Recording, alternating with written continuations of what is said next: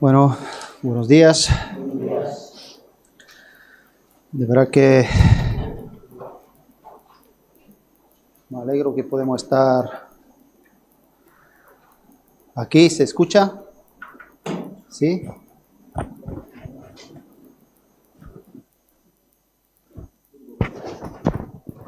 ¿Sí? ¿Bien? Me alegro mucho que podemos estar aquí, que podemos reunirnos, que podemos estar juntos y bueno, hacer lo que Dios nos ha enseñado a hacer, reunirnos donde el Espíritu Santo está, donde realmente Él siempre trae una enseñanza a nuestra vida, donde aprendemos lo que es la voluntad de Dios, donde pues buscamos de Dios que nos dé fuerza para hacerla, para poder cumplir sus planes o propósitos en nuestra vida y poder por encima de todo darle la gracia, alabarle, adorarle como Él se merece, ¿no? Porque Él es el creador de todas las cosas, Él es quien nos ha dado la salvación, Él es quien fue a rescatarnos, a dar su vida por nosotros. Entonces, hay tantas cosas por qué agradecerle, ¿no? Que pudiéramos tener una reunión solamente para eso, para darle gracia y poder glorificarla, ¿no? Yo pensaba, hace tiempo para comenzar esa reunión, hablábamos, ¿no? Acerca de cuando Jesús enseñaba a sus discípulos a orar, ¿no? Y una de las cosas la primera cosa que decía, Padre, hágase que tu voluntad, que se haga tu voluntad, ¿no? Y eso tiene que trascender en nuestra vida más allá de lo que es simplemente una palabra, ¿no? Sino, para que se haga la voluntad de Dios, yo necesito saber cuál es la voluntad de Dios, ¿no? Y a veces nos conformamos solamente con saberla, ¿no? Pero también eso incluye también que una vez que la sepamos, que hacerla, ¿sí o no? Hacer lo que es la voluntad de Dios, ¿no? Porque es una oración donde yo digo, Señor, que se haga tu voluntad. Y cuando digo que se haga tu voluntad, yo busco saber cuál es la voluntad de Dios y también me comprometo, también en mi corazón digo, Señor, ayúdame a hacerla, porque comprendo de que yo por mí mismo, pues, no llego, ¿no? Necesitamos hacerla, ¿no? Y buscamos eso, ¿no? Y pensando en esto, ¿no? Me venía la gran comisión. El Señor nos manda y dice, id y haced que discípulos, enseñándolos que guarden que todas las cosas que os he enseñado, ¿no? Y al final es algo donde nuestra vida tiene que estar ahí centrada, ¿no? Como estamos aquí aprendiendo cuál es la voluntad de Dios, pero para ser discípulo de Cristo, ¿para qué? Para hacer lo mismo, ¿no? Para hacer estas cosas, para cumplirlas, ¿no? Es para lo que nos reunimos, es para lo que buscamos a Dios, ¿no? Pero también Jesús decía, cuando hablaba de discípulos, decía, al que no se niegue que a sí mismo y tome su cruz, no puede ser mi discípulo, ¿no? Y es algo importante, ¿no? Hay una palabra que yo de alguna manera, siempre Dios, Espíritu Santo me la recuerda, porque fue lo que recibí cuando nací de nuevo. Y era la palabra que dice, bienaventurado al que no haya tropiezo en mí, ¿no? Y ahí cuando Jesús dice, bienaventurado al que no haya tropiezo en mí, ahí, ¿dónde está el tropiezo? Ahí es donde muchas veces nos ponemos delante de lo que es la voluntad de Dios, pero estoy yo con ¿qué? Con mi propia voluntad. Está la voluntad de Dios y está mi voluntad. Por eso ahí Jesús decía, a que quiere ser mi discípulo, tiene que ¿qué? Negarse a sí mismo, tomar su cruz y ¿qué? Y seguirme. Porque a veces nos vamos a dar cuenta en nuestro caminar que muchas veces la voluntad de Dios, yo la puedo saber, pero a veces puede ser como un tropiezo para mí. ¿Por qué? Porque mi voluntad es otra. Hay momentos en la vida donde sabemos que Dios me pide una cosa, pero mi carne, soy yo, me pide ¿qué? Me pide otra. Por eso yo quería que animar esa mañana, ¿no? Esa oración, hágase tu voluntad, ¿no?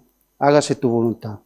Claro, yo quiero saber cuál es la voluntad de Dios, pero también sé claramente de que muchas veces en mi vida, a la hora de hacer la voluntad de Dios, está también que mi voluntad. Qué bueno es poder, ¿no? Todos nos recordamos de esa situación de Cristo en la cruz, cuando decía, Padre, líbrame de esta situación, pero que no se haga que mi voluntad, sino que la tuya, ¿no? Y de poder realmente rendir de esta manera nuestro corazón, comprender que realmente poder aprender de Cristo, poder ser su discípulo, es imposible si yo no concibo en mí de que tiene que haber una negación y una muerte a mi propia carne. Jamás podemos ser discípulos de Cristo si yo no me niego a mí mismo y no tomo mi cruz. Es imposible. Podemos saber, ya te digo, podemos llegar a saber lo que es la voluntad de Dios, pero no voy a hacerla, ¿no? Entonces, que pueda trascender esto, ¿no? Hágase tu voluntad, ¿no? Cuando oramos esto al Padre, que se haga tu voluntad es porque queremos que se haga, ¿no? Queremos hacerla, ¿sí o no? ¿No? En nosotros, entre nosotros. Pero a veces queremos que se haga entre nosotros, pero que la haga otro, ¿no? Nosotros somos los que tenemos que hacer lo que es la voluntad de Dios. Y ese es mi, no sé si es el ánimo, pero me gustaría que podemos estar ahora en la oración, que podemos estar y realmente rendir nuestra voluntad a la voluntad de Dios. Amén. Amén.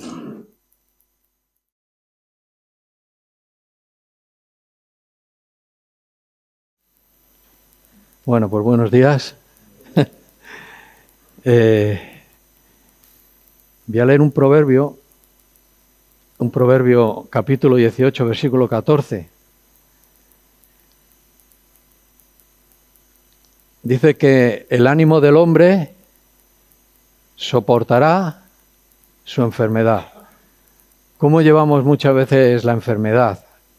¿Cómo llevamos muchas veces estos momentos de gripes o de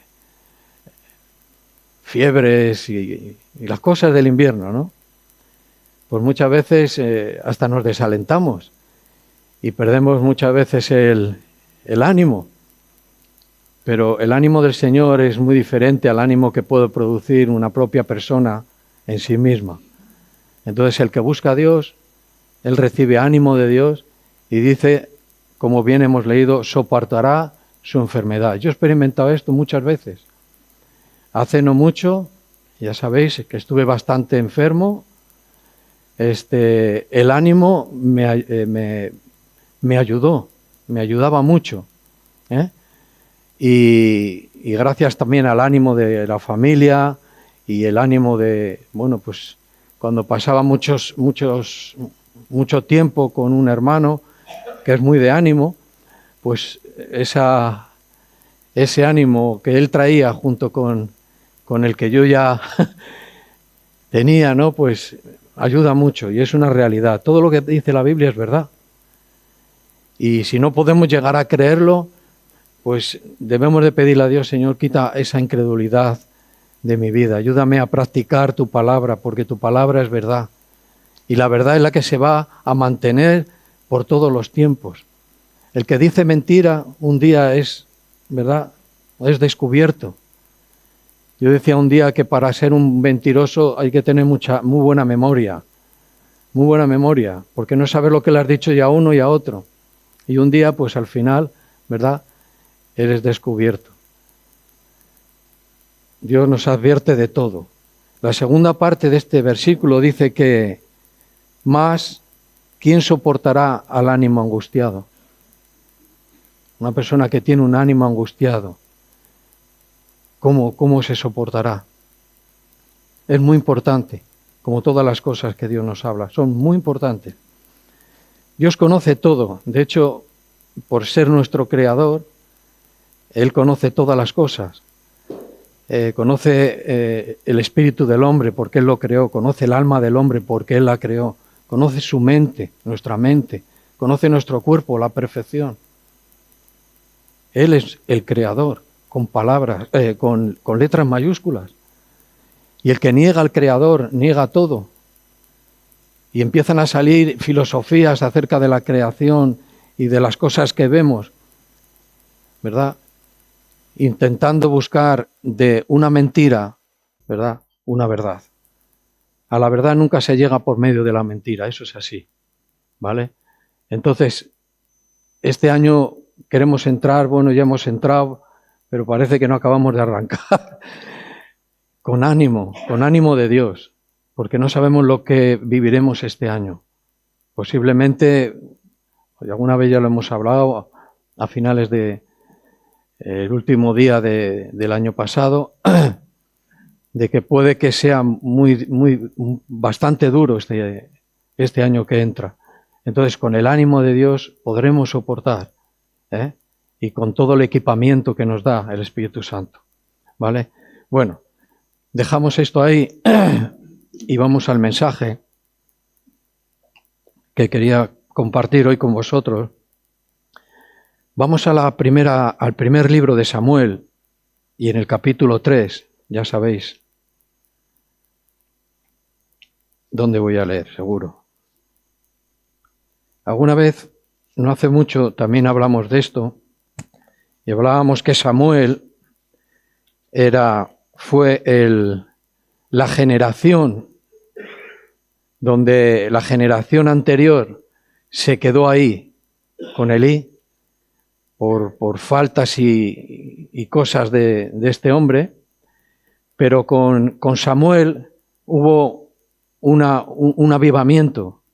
Era un hombre que fue entregado desde pequeño a Dios por su madre y fue preparado, y era un hombre espiritual, un hombre que revolucionó ciertas cosas en el pueblo de Dios, ¿verdad? Entonces vamos a leer en el capítulo 3, versículo 3. Dice que Samuel estaba durmiendo, y estaba durmiendo en el templo del Señor, donde estaba el arca de Dios. Y antes que la lámpara de Dios fuese apagada, el Señor dice que llamó a Samuel y él respondió: heme aquí. Si no seguimos leyendo, parece que Samuel entendió desde el primer momento que era Dios el que le llamaba. Eso nos pasa muchas veces y lo vemos que casi todos pasamos por ese punto. Dios nos despierta, somos llamados y realmente no acabamos de creernos de que es Dios el que está hablándonos, sino que es un grupo, que es una creencia, que es, que son cristianos que confiesan el nombre de Jesús. No tenemos los sentidos desarrollados para captar que de primeras, muchas veces, otros sí, gente que de primeras, ¡pum!, capta que es Dios hablándole. Pero hay personas que no, porque nuestros sentidos están todavía ahí como tapados, ¿no? ¿Y qué es lo que hizo? Dice que, y corriendo, dice, luego a Elí dijo: heme aquí. Dice: ¿para qué me llamaste? Y Elí le dijo: yo no he llamado. Dice: vuelve y acuéstate. Y él dice que se volvió y se acostó. ¿Qué ocurre? Que lo primero que hizo, al no reconocer que era la voz de Dios la que le llamaba, fue pues a lo que nos han enseñado. Pues él estaba con este hombre, estaba siendo enseñado, estaba siendo preparado para la obra de Dios, y lo primero que hizo fue ir junto, pues bueno, a Elí en este caso, ¿verdad? No es que fuera malo en una situación de que no sabía lo que estaba haciendo y demás. Casi es lo que muchas veces hemos hecho, ¿no? Hemos creído que alguien nos podría solucionar, o alguien ha sido el que nos está, ¿verdad?, una persona, pero realmente no es así. Si nosotros hemos recibido muchas veces más de un encuentro con Dios, Y eso lo podemos ver en algunas personas. Que se han encontrado que Dios les ha llamado, que Dios las ha despertado una y otra vez. Y no se han dado cuenta, o no han querido, o no han avanzado, o no han querido continuar queriendo discernir que es Dios mismo, ¿verdad?, acercándose a Él. Y lo han dejado por un lado, lo han dejado de lado. Pero dice y Jehová, el Señor, dice que volvió a llamar otra vez a Samuel, y levantándose Samuel vino a Elí y le dijo, heme aquí. Dice, ¿para qué me has llamado? Y él le dijo, hijo mío, yo no te he llamado, vuelve a acostarte. Sobre todo lo que quería yo hablar de aquí es de la tercera despertar de Samuel. Dice, y Samuel dice que no había conocido aún al Señor. Qué curioso, ¿no? Dice que, si os dais cuenta, lo primero que hemos leído estaba en el sitio ideal. Muchas veces. ¿Cuántas veces hemos visto en la iglesia? Venimos a la iglesia, estamos en medio del pueblo de Dios. Dice que estaba cerca del arca. El arca en ese momento no era una representación, ahí se manifestaba la presencia de Dios. Estaba muy cerca de Dios.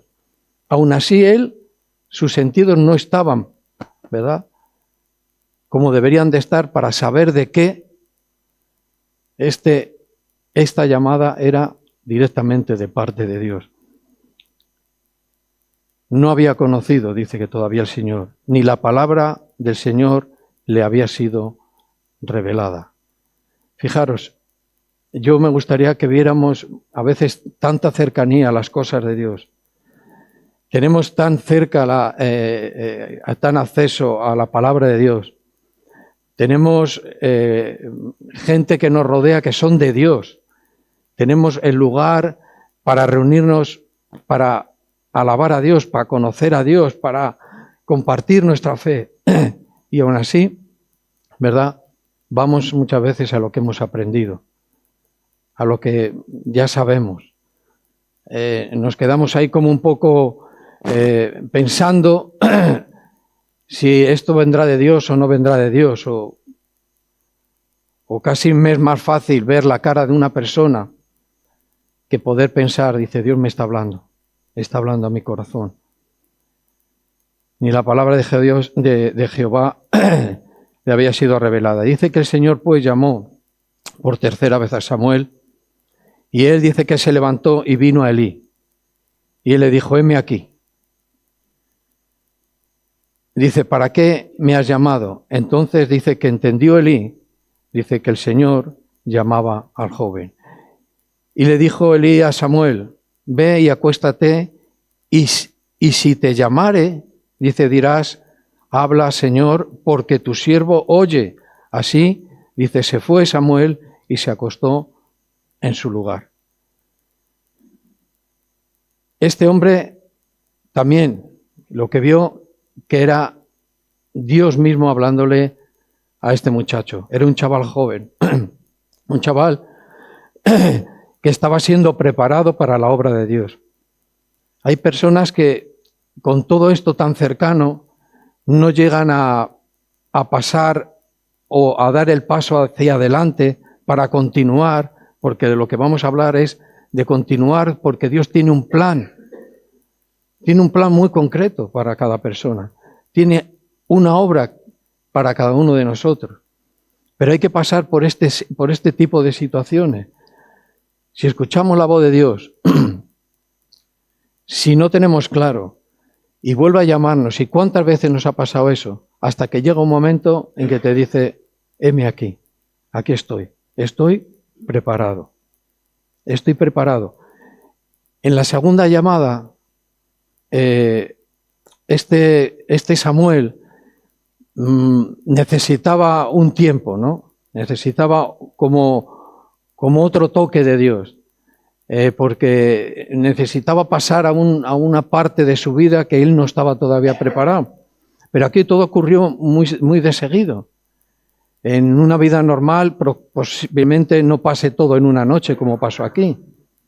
Pero aquí nos sirve como un cierto ejemplo para que veamos de que estas cosas nos suceden y así es como Dios trabaja en una parte y nos va llamando. ¿Y cuántas veces nos está despertando?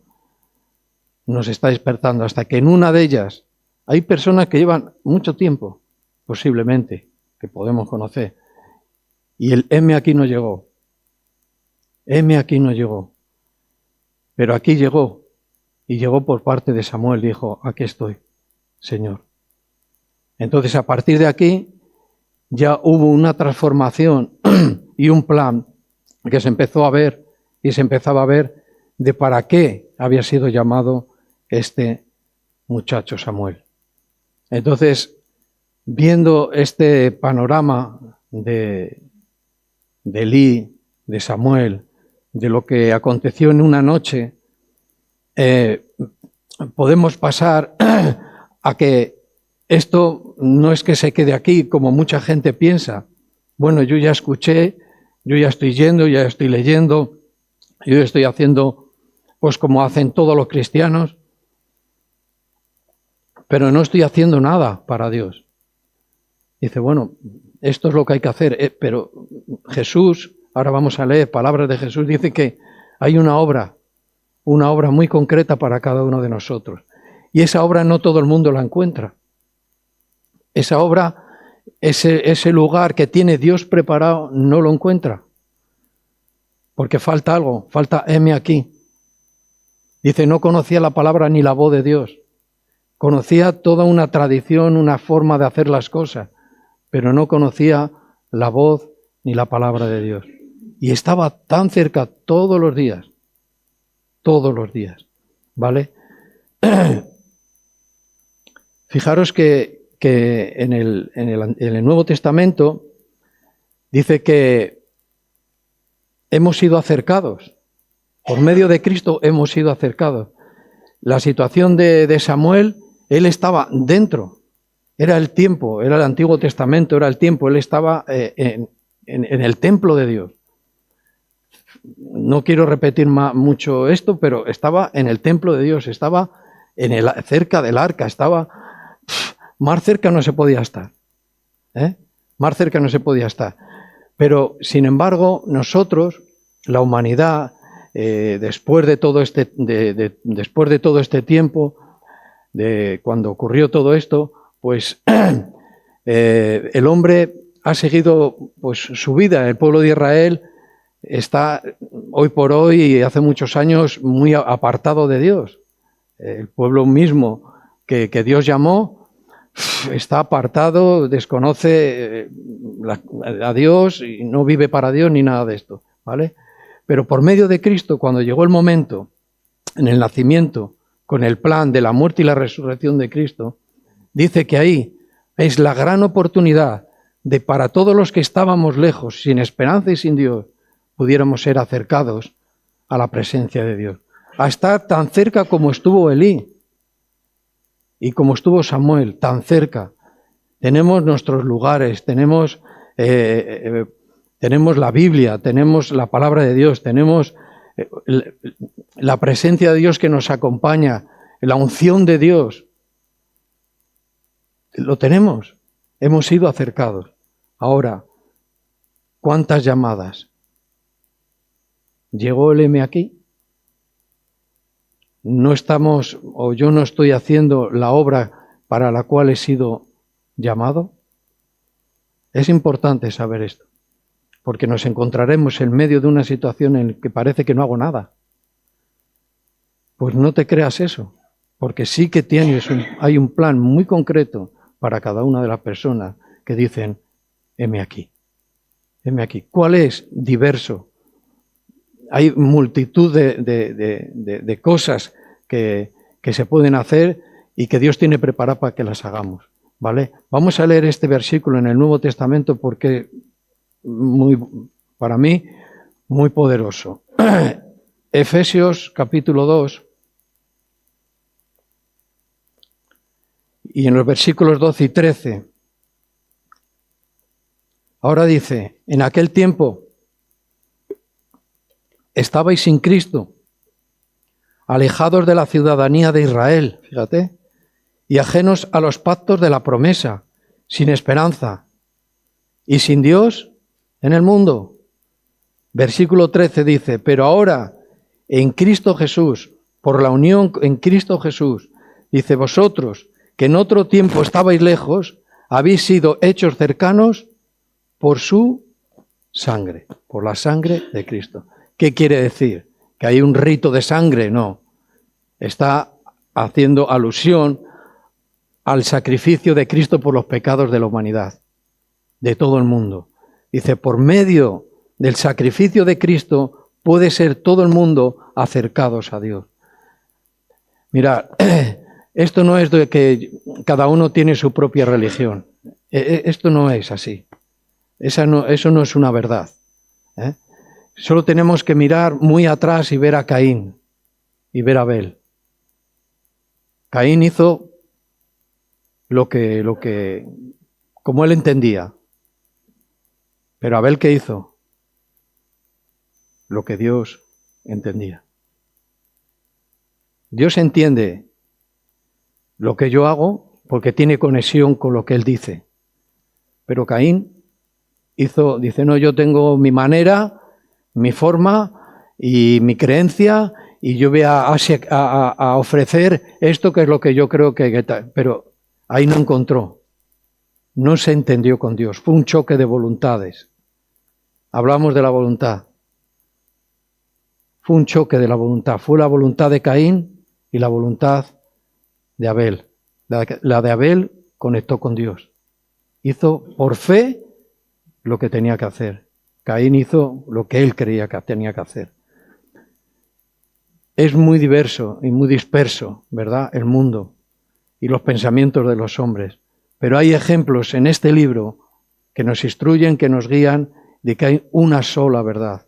Y hay una manera, hay un entender. Si yo no capto el entender de Dios, estoy fuera. Es imposible yo conectar y vivir una vida cristiana, porque entiendo las cosas a mi manera. ¿Qué quiere decir? Que por haber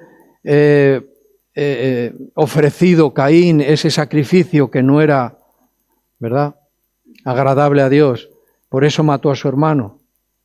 No. Caín estaba fuera. Caín estaba fuera del plan de propósito y del plan de Dios. Él vivía a su manera. De hecho, la envidia que tenía su hermano le llevó a matar a su hermano. ¿Veis? O sea, no es lo que yo creo, no es lo que yo digo, no. Es lo que Dios dice y tengo que captarlo. Entonces, en estas estamos. En estas estamos. Heme aquí. Es una palabra que debería de salir y que ya ha salido del corazón de mucha gente. Aquí estoy. Con mis errores, mis equivocaciones, mis idas y mis venidas. Pero heme aquí. Pero llegará un momento en que tiene que estar ya. Es ya y para adelante. Y esta es la manera y este es el plan de Dios, ¿vale? Entonces vamos a leer hoy más adelante y vamos a leer en Marcos, en el capítulo 13 de Marcos, un poquito más atrás. Capítulo 13 de Marcos y los versículos de 32 al 37. Marcos 13, 32, 37. Bien. Vamos a leer el 31. Dice, el cielo y la tierra pasarán, pero mis palabras no pasarán. Todo lo que tenga que ver con Dios es eterno, nunca va a pasar, ¿verdad?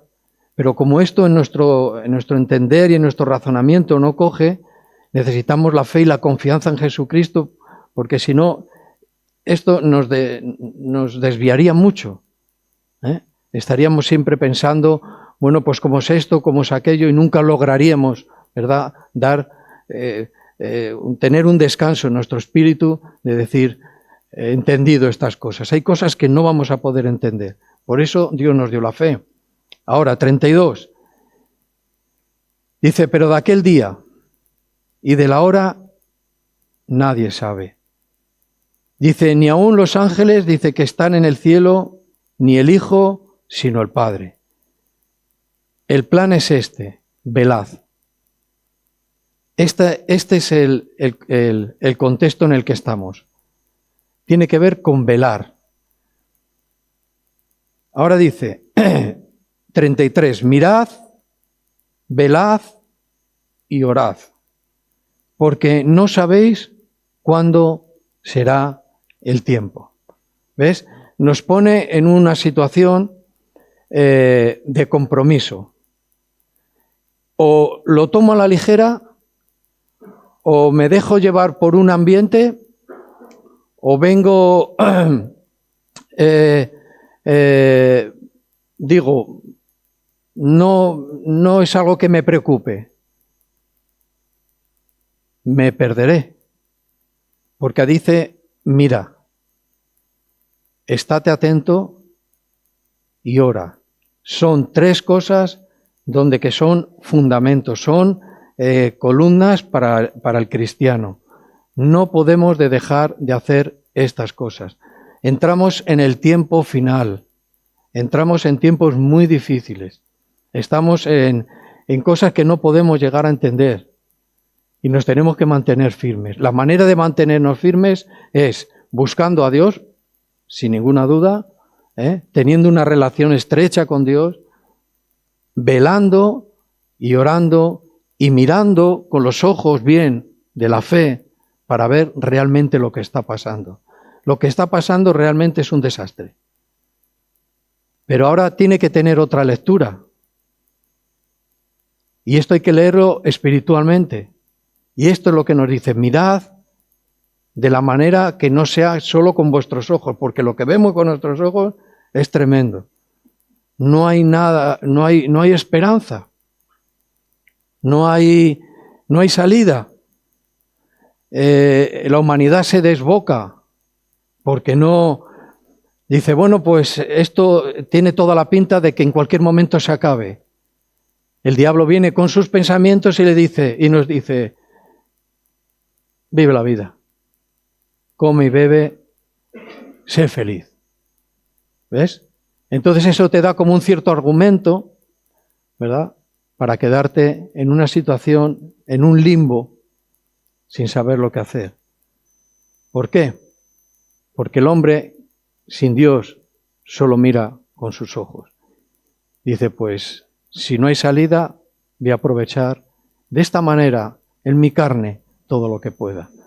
Pero Dios nos dice, ten cuidado. Las cosas no son como tú las ves.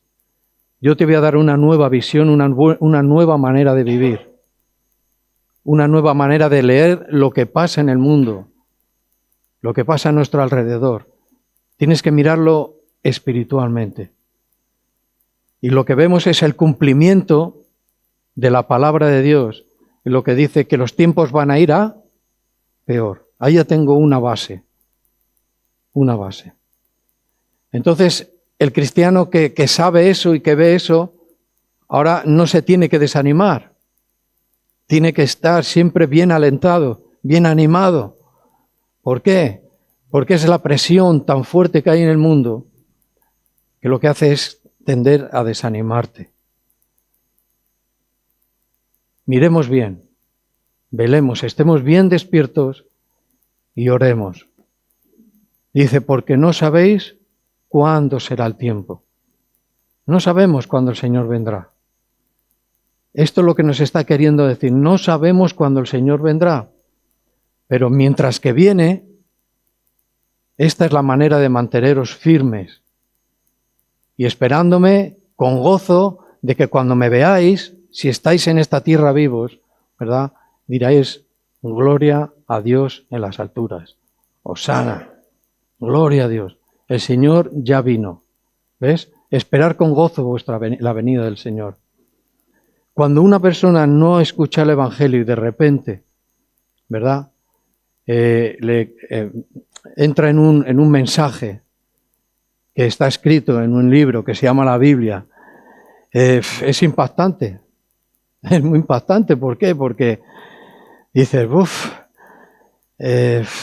¿Cómo digiero estas cosas? Lo más normal que piense dice, bueno, esto no puede ser verdad.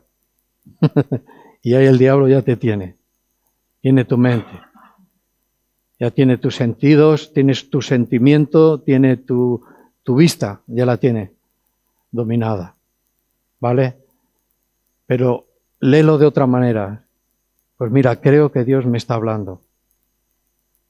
Despiértame. Despiértame. Quiero conocerte, quiero conocer tu voz. Creo que puedo tener un plan mejor que un plan de rutina, como en todas las épocas del mundo se ha vivido, una rutina. Nazco, crezco, trabajo, me caso, muero y luego... Pero aquí vemos la cara B, la realidad. Y es mucho mejor que la cara A. Mucho mejor. ¿Vale? Seguimos. Versículo 34. Dice, es como el hombre que yéndose, ahora pone una comparación. Es como el hombre, dice, que yéndose lejos, dejó su casa y dio autoridad a sus siervos y a cada uno, aquí ya aparece lo que yo os estaba hablando antes, a cada uno su obra. El que dice, Señor, heme aquí, quiero conocerte, necesito esperanza, no quiero estar sin ti todo este tiempo que me quede aquí en esta tierra, empiezan a ocurrir estas cosas. Y Jesús les da esta parábola. Dice, un hombre, el hombre es él habla de él mismo. Dice que yéndose lejos, partió de la tierra, yéndose lejos, y no se ha ido aquí a las nubes, se ha ido a la eternidad, ha traspasado el universo. Son conceptos que no entendemos. Porque todo el universo y todo lo creado, ¿verdad? Estamos alcanzando a ver galaxias y cosas muy, muy alejadas. Pero de ahí en adelante hay mucho más. Pues detrás, más allá, dice que el Señor hizo una bóveda. Hizo una creación. Y una bóveda muy grande, que no alcanzamos a ver. Dice que este Señor, este hombre, habla del mismo. Dice, vine y me fui lejos. Está hablando de la primera venida de Cristo y la resurrección de Cristo. Me fui y me fui lejos. Ahora sigue diciendo, dice que dejó su casa. ¿A qué se refiere? No su casa de alquiler, no su casa de Nazaret. No tiene que ver nada con su casa en el sentido dejé la tierra en la que estuve viviendo 30 y tantos años y marché a la eternidad, de donde vine. Está hablando de su iglesia. De su iglesia. Dice, preparó la iglesia y esa es su casa. ¿A dónde dice que se manifiesta la presencia de Dios? En su iglesia. Dice que está en él, en ella, con ella y sobre ella. Y con cada uno de los creyentes. Ahí está lo que está diciendo. Dejó su casa, preparado la iglesia. Ahí entra este versículo que dice sobre esta roca, esta controversia que hay, de ataque, que si es Pedro. No, habla de Jesús. Habla de Jesús. Él es la roca, una peña que no se puede mover, que no se puede arrastrar, que es firme. Sobre esta peña, gran peña, dice, aquí edificaré mi iglesia. Esa es su casa. Dejé mi casa, dejé mi iglesia. Y ahora, ¿a cargo de quién? Fíjate qué relato. Qué relato. Dice, ¿a cargo de quién? Perdón, primero dice, y di autoridad. Nos proveyó. Al creyente nos provee, nos da autoridad. Lo que hablábamos hace un tiempo, la palabra que se usa en griego es ausía. nos proveyó, lo que he dicho, ¿no? Estaba buscando otra palabra, no me viene. Pero nos dio esa autoridad. Nos delegó, no me venía, delegó autoridad. Nos dio las riquezas del cielo. Nos dio autoridad. ¿A quiénes? Dice, a sus siervos. Heme aquí. Aquí estamos, aquí estoy. A sus siervos. Y a cada uno de sus siervos, que le dio su obra. Le dio su obra. Aquí es a donde decimos muchas veces, mira, Dios tiene un plan para ti. ¿Cuántas veces se lo hemos dicho a las personas? Dios tiene un plan para ti. Uy, sí. Tiene un plan para ti. ¿Y qué plan es? Pues tiene un plan que tiene cada una de las personas, tiene que descubrirlo. Y tiene que pasar por este proceso, por ser llamado, por ser despertado, por ser madurado en sus sentidos, por quererle conocer y llegar a un momento y decir, Señor, heme aquí, estoy aquí, Señor. Y ahí empieza el relato. Y yo vine y me fui muy lejos y dejé a mi iglesia. Y di autoridad a mis siervos. Y les di a cada uno de vosotros un plan. Posiblemente no de repente, vamos a decir, o no con poco tiempo, podemos estar muy seguros de esta obra, de cuál es el plan. Es difícil de que alguien ya sepa el plan desde el primer momento que se convierte. Es como un proceso, ¿no? Una preparación, ¿no? Tiene que haber muchos cambios en nuestras vidas para que nosotros podamos estar trabajando para el Señor eficazmente, despojándonos de nuestro carácter, despojándonos de nuestro orgullo, tratando con nosotros. Pero hay un plan. Hay algunos creyentes que no esperan a que eso se conjugue y puedan ver el plan claramente. Con el tiempo vemos el plan. Y si alguien nos pregunta y dice, ¿cuál es el plan que Dios tiene? Ya sabes cuál es el plan de Dios para ti. No, que todavía no lo has descubierto. Heme aquí. No lo has descubierto. Nos ha dado una autoridad. Nos ha puesto en un lugar no físico, pero en un lugar espiritual. Sentado, dice que en lugares celestiales junto con nuestro Señor. Esto es profundo. Y a cada uno su obra. Y ahora viene alguien. Y al portero mandó. ¿Quién es el portero? ¿Quién es el portero? Pues aquí hay unos responsables, hay unas responsabilidades, ahí es a donde formó, ¿verdad? Esa estructura en la iglesia, donde nadie va proclamando yo soy este, yo soy el otro, eso es un error, eso me parece hasta de mal gusto. Yendo con un, si lo eres, y todo el mundo lo va a saber porque Dios le va a hacer saber quién eres tú. Por tu comportamiento, por tu autoridad, por la unción que tú tengas.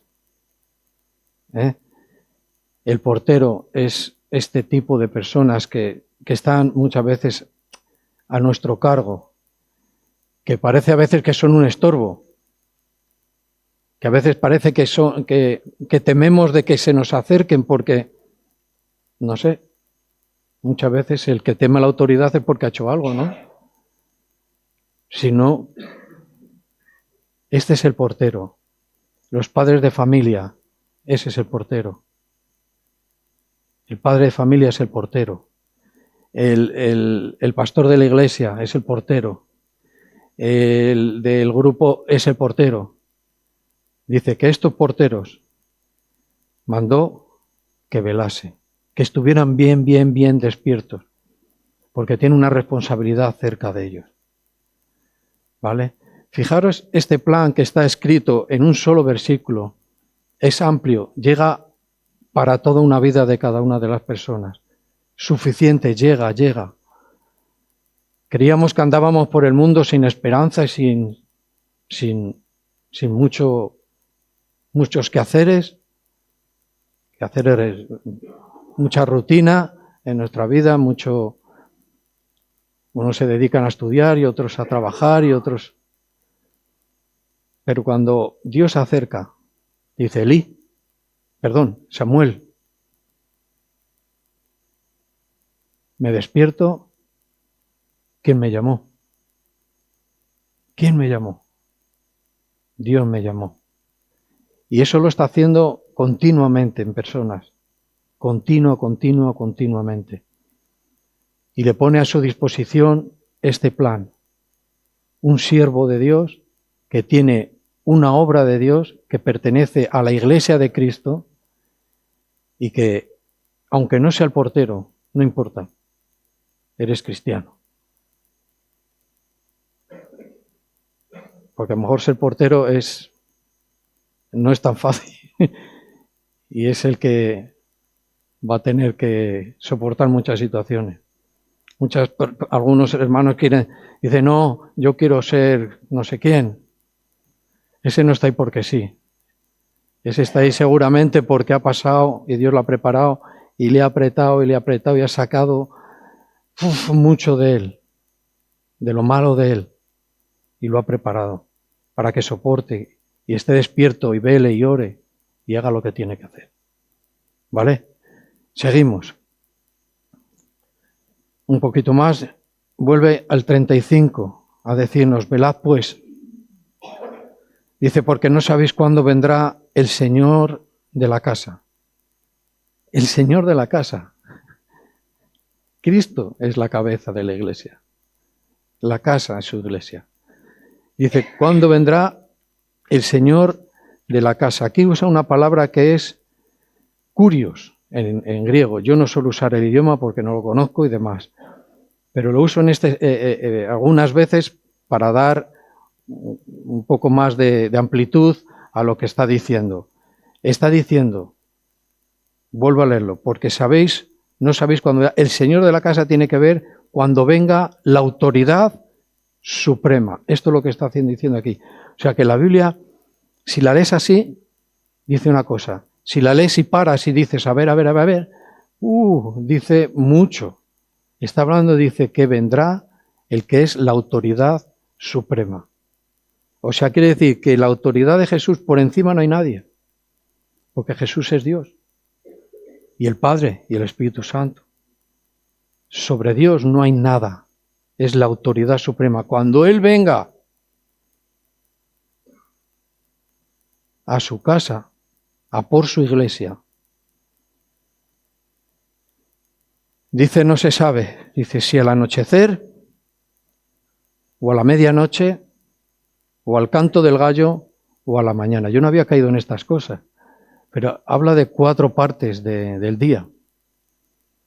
Y yo, he andado en alguna, pero sobre todo en la de la medianoche. La medianoche, a las 12 de la noche estamos como que no estamos, ¿no? Estamos ya que no estamos. Pero fíjate en la medianoche las cosas que ocurren, ¿no? Vamos a hablar la medianoche es el cambio de guardia. No sé si en este lo pone, pero bien, no lo pone. Pero vamos a ver en otros versículos que habla del cambio de guardia en la medianoche. El cambio de guardia en la medianoche, daros cuenta que en la medianoche es cuando los tuburios cobran más fuerza. ¿Verdad o mentira? Los lugares de tráfico, los lugares de maldad, en el cambio de guardia. Los que han estado batallando en los demonios, trabajando, cambia la guardia, viene el refresco. Y a esas horas empieza una actividad espiritual muy, muy fuerte. No sé si me equivoco. en la medianoche, en el cambio de guardia. Pues dice que en ese cambio de guardia hay que estar velando, despiertos, velando. Vamos a leer algunas cuantas cosas.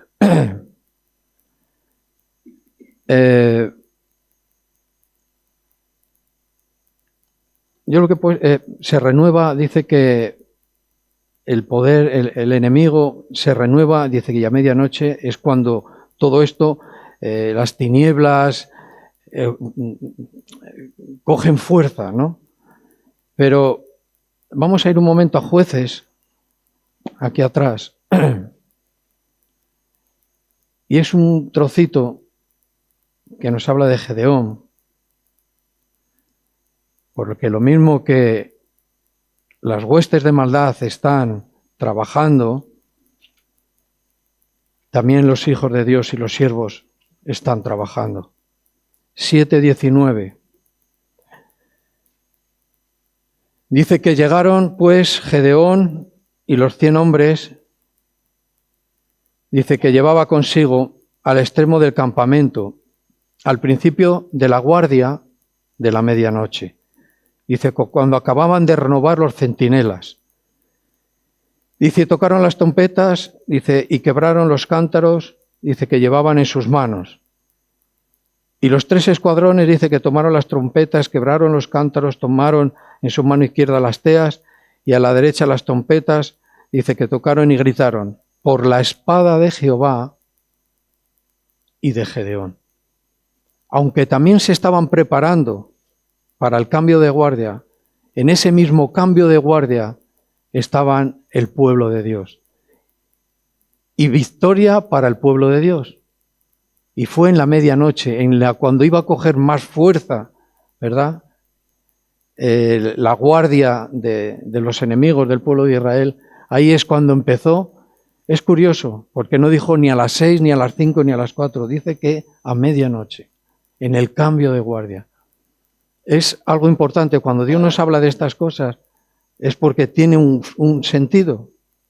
Y yo estoy atento, quiero estar atento a estas cosas. Digo, lo mismo que ellos se estaban preparando para que la guardia que había estado velando todo el día no se agotara y el enemigo pudiera entrar, en ese momento también el pueblo de Dios, me repito, la iglesia hoy está velando para poder tener y obtener la victoria. Porque si no es más el que está con nosotros que el que está con ellos, ¿qué clase de Dios conocemos? Siempre es mayor el que está con nosotros. Cuando estamos en los tiempos y en los momentos donde Dios va a actuar. Por eso necesitamos mirar espiritualmente las cosas. Y si no lo conseguimos, vamos a estar siempre muy dependientes de la fe y de la visión de otras personas, que también es así. Pero hay que tener un mínimo de una visión, y más si somos porteros. Y somos estos siervos de Cristo que están velando y que están orando. La victoria es del pueblo de Dios. Viene la enfermedad, viene la tristeza, pero el aliento de Dios es mayor. Siempre mayor. Y si no comprobamos estas cosas, vamos a tener a nuestro Dios ahí como muy pequeñito. Y no es verdad. Y ese ánimo que viene, que es la vida de Dios en nosotros, nos hace ver las cosas tal como son. Y podemos decir, y nos envalentonamos, ¿no? Y no somos nadie, pero nos ponemos fuertes en contra del adversario, en contra de las cosas. Decimos, ¿cómo puede esta persona soportar esto cuando yo con la mitad ya estoy derrotado? Pues no es las fuerzas ni el ánimo de la persona, es la fuerza y el ánimo que viene de parte de Dios. Es algo que hay que experimentar, por mucho que hablemos, ¿verdad? Y demos la doctrina, hay que experimentarlo para poderlo guardar en nuestro corazón y usarlo. Dios nos ha dado riquezas, muchas riquezas del cielo, y no tiene nada que ver con nada material ni económico. Habla de sus dones, habla de su presencia. Esas son las riquezas que vienen del cielo. Bueno, tenemos otro ejemplo. Si queréis, vamos al libro de los Hechos, capítulo 16. Digo, yo he elegido esta porque fue la que más...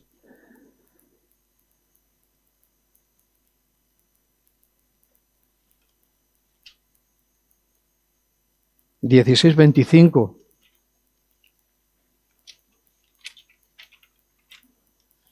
Seguro que ya sabéis lo que vamos a leer. 16:25. Aquí está. Ahora, ¿qué dice? Pero a medianoche, orando Pablo y Silas, cantando himnos a Dios, dice que, y los presos los oían. Entonces dice que sobrevino de repente un gran terremoto, de tal manera, dice que los cimientos de la cárcel se sacudían. Y al instante dice que se abrieron todas las puertas y las cadenas de todos, y las cadenas de todos se soltaron. Qué curioso, a medianoche. Y decía, ¿cuándo va a venir el Señor? ¿Por la mañana? ¿No? A medianoche, por la noche. El canto del gallo es otra cosa que por último ya apunté. Vamos otra vez si queréis para tener el apoyo en Marcos 13.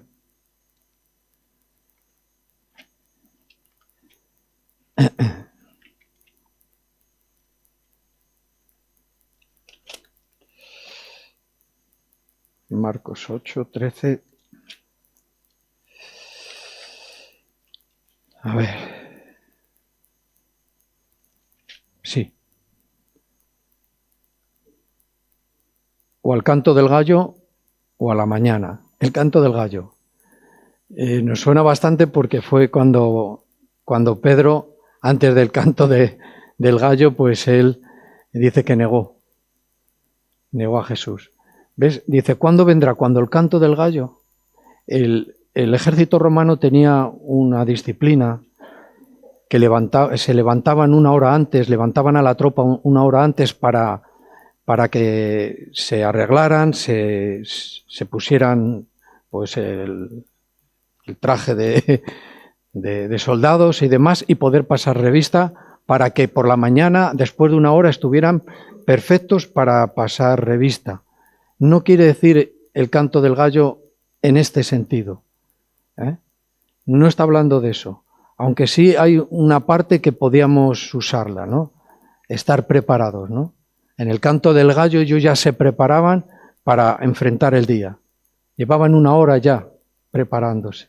Ahora, lo que nos acordamos nosotros bien es del canto del gallo de cuando Pedro, que ya acabamos de decirlo, en un momento de mucha amargura, en momento de mucha amargura porque había sido una noche para Pedro muy, muy difícil, muy difícil. Le habían preguntado, ¿tú conoces a este hombre? Le había dicho que no, dice que blasfemó. Fue un momento muy duro, muy, muy, muy fuerte para él. Cantó el gallo, ¿vale? Y este hombre, pues, se derrotó, se arrepintió, se preparó. En una manera fue como una preparación para lo que Jesús le iba a decir. Va a decir, dice, yo estoy contigo, Pedro. Como muchas veces nosotros nos venimos abajo y es normal. Y yo, cuando lo hacemos mal, nos tiene que afectar. Si cuando lo hacemos mal no nos afecta, mal asunto, ¿eh? Pero sí, en esos momentos de debilidad, de amargura, estaba Jesús con él. Le dijo, mira, yo sé lo que ha pasado, yo sé lo que has hecho. Aún así, cuando se desanimó Pedro y arrastró a unos cuantos a pescar, Jesús también estaba allí. Es un acto de misericordia. El canto del gallo, la preparación. Dice, no quiere decir que nos dediquemos a pecar y a hacer lo que nos dé la gana porque sabemos que el Señor nos va a perdonar. No estamos hablando de eso. Estamos hablando de que el Señor es grande en misericordia y ama a sus hijos y nos perdona y nos prepara y nos da el aliento suficiente. Jesús estaba, dice, ¿qué sacó Pedro y los demás cuando se fueron a pescar todos desanimados ahí? ¿Qué sacó de aquel lado? Nada. Pues si no sacamos nada de pescando de este lado, vamos a escuchar la voz de Jesús que dijo, tira la red al otro lado. Y le mostró, dice, yo estoy contigo, Pedro. Y le preparó de tal manera que fue una de las personas más relevantes en la iglesia primitiva. Pedro, este hombre, de una pesca, de un día malo, se convirtió en algo de una gran pesca. Y así una detrás de otra. Entonces, bueno, cuando leemos estos 2, 3, 4 versículos que hemos leído, nos pone cosas muy interesantes que nos afectan a nosotros. Sobre todo la primera parte que hemos leído, el plan de Dios. El plan de Dios para cada uno. Descúbrelo. A veces andamos un poco a tumbos, pero llega un momento que tenemos que tener claro cuál es el plan de Dios. No, yo soy cristiano, yo también. Pero hay un plan en el que Dios quiere usarnos de una manera muy concreta. Y no es para unos cuantos, de verdad. Es algo genérico, quiere decir para todo el que cree. Tiene su plan. Formamos parte de la Iglesia de Cristo. Él es la cabeza. Él es el hombre que se fue lejos. Y Él mismo es el que volverá. Y no vuelve a por todo el mundo. Vuelve solo a por su iglesia. A por la Iglesia de Cristo. Y con esa esperanza y con esa gana y con ese gozo vivimos. El Señor va a venir a por nosotros. Y pasaremos dificultad, pero siempre hay salida. Vamos a ver, yo digo, la esperanza no solo es una cosa, la esperanza es alguien, es Cristo y es el que nos saca y el que nos lleva y el que es Él mismo, por medio del Espíritu Santo, que es el que está actuando en nuestro tiempo, en nuestra era. Dice, porque el Señor se fue. Dice, pero os dejo otro consolador. ¿Ves? Nunca nos ha dejado solos. Heme aquí. Y empezará un plan. Un plan concreto. El cambio de Dios es para toda una vida. A veces lo he dicho que hasta el último momento de aliento de vida en el cuerpo, estaremos cambiando. Dios estará cambiando algo en nuestra vida, en nuestro pensamiento. ¿Vale? Pues vamos a orar y vamos a darle muchas gracias a Dios porque tenemos todo lo necesario para llegar a la meta. Señor, con todos mis hermanos, Señor, con todas las familias, Señor, que estamos, con cada uno personalmente, Señor, te quiero dar las gracias. Quiero adorarte, Señor. Quiero pedir, Señor, por ellos, por mi familia, por todos ellos, Señor. Porque tú estás cerca siempre, porque tú eres el victorioso, porque tú eres el que nos animas en la enfermedad, en la dificultad. Señor, tenemos una meta que es de victoria, que es para entrar en la eternidad contigo, Señor. Hoy, Señor, queremos levantar nuestro rostro, mirarte a ti, Señor, estar contentos porque tú nos has salvado, Señor, en medio de todo lo que estamos viviendo. Pues en el nombre de Jesús, nuestro Señor, que representa todo lo que tú eres, Señor, todo el poder, toda la gloria y todo lo que viene de ti, Señor, Te lo pedimos, Padre. Anímanos como tú solo sabes hacer. Amén.